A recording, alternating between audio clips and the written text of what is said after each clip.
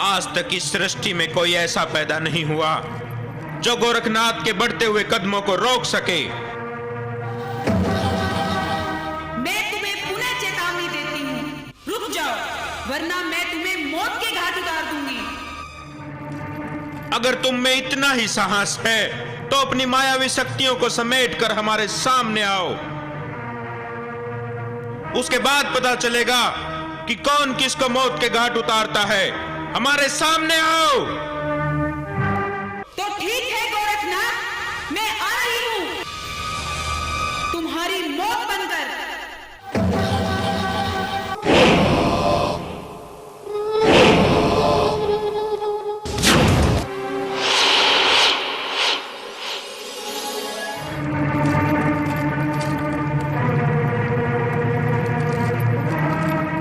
हे माता काली, प्रणाम। तुम क्या समझते हो गोरखनाथ, मैं तुम्हें प्रणाम करने से क्षमा कर दूंगी? माता, प्रश्न क्षमा करने या न करने का नहीं है। आप तो देवी स्वरूपा हैं, साक्षात महादेवी हैं। हे माता काली, आप हमारे लिए बहुत ही आदरणीय व पूजनीय हैं। गोरखनाथ, नाथ शिरोमणि, नाथ पंथ के गुरु, जब मौत सामने दिखाई दी तो उसका गुणगान करने लगे। लेकिन अब बहुत देर हो चुकी है गोरखनाथ, अब मेरा ये क्रोध तुम्हारी प्राण लेकर ही शांत होगा।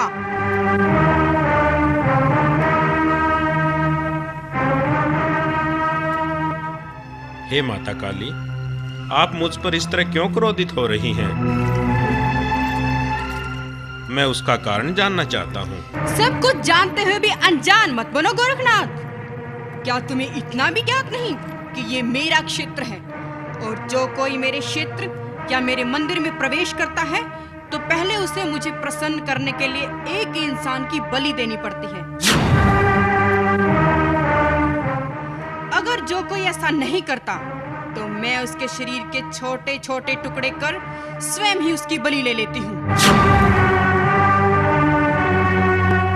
माता, आपका इस तरह निर्दोष प्राणियों की भेंट लेना उचित नहीं है। और वैसे भी हम साधु संतों पर आपके ये नियम लागू नहीं होते। मुझे ज्यादा शिक्षाएं देने की आवश्यकता नहीं है गोरखनाथ। किस पर क्या नियम लागू होते हैं ये सोचना हमारा काम है, क्योंकि तुम इस समय मेरे अधिकार क्षेत्र में खड़े हो। मैं तुम्हें एक अंतिम अवसर प्रदान करती हूँ गोरखनाथ।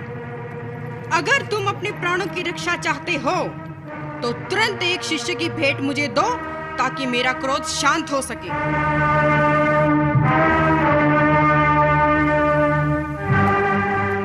नहीं माता, नहीं। अपने शिष्यों व भक्तों की रक्षा करना मेरा परम धर्म है। मैं स्वयं के प्राणों की रक्षा के लिए अपने किसी शिष्य की बलि नहीं दूंगा। आपके जो मन में आए वो कीजिए माता। गोरखनाथ, लगता है तुम्हारा अपने प्राणों से मोह भंग हो गया है, तभी तो निर्भय होकर मुझे चुनौती दे रहे हो। तुम्हें शायद मेरी शक्तियों के बारे में ज्ञात नहीं है। मैंने बड़े बड़े दैत्य, चंड मुंड, शुभ निशुभ, रक्त बीज जैसे महाशक्तिशाली राक्षसों का सिर धड़ से अलग कर उनका रक्त पिया है। जब मैं अपने चंडी रूप में आती हूँ तो फिर इस सृष्टि में किसी भी देवता, दानव, मानव, यहाँ तक कि स्वयं भगवान में भी इतना सामर्थ्य नहीं जो मेरा सामना कर सके। और तुम एक मामूली धुनी रमाने वाले योगी। माता, लगता है आज तक आपका सामना किसी धुनी रमाने वाले योगी से नहीं हुआ, अन्यथा आपको उनकी शक्तियों के बारे में ज्ञात होता। हम योगी सैकड़ों हजारों वर्षों तक तप करते हैं तो भगवान को शक्ति प्राप्त होती है। हम जब कल्याण करते हैं तो ये संसार चलता है। स्वयं वर्मा के लिखे लेख को हम क्षण भर में बदल सकते हैं, लेकिन हमारे लिखे लेख को इस सृष्टि में कोई नहीं बदल सकता। माता, आज ये धुनी रमाने वाला योगी गोरखनाथ धरती, आकाश, पाताल व 10 दिशाओं को साक्षी मानकर आपको खुले शब्दों में चेतावनी देता है कि आपके जो मन में आए वो कीजिए। हम भी देखें कि आज हमारी योग शक्ति जीतती है या आपका अभिमान विजयी होता है। अब तुम्हें कोई नहीं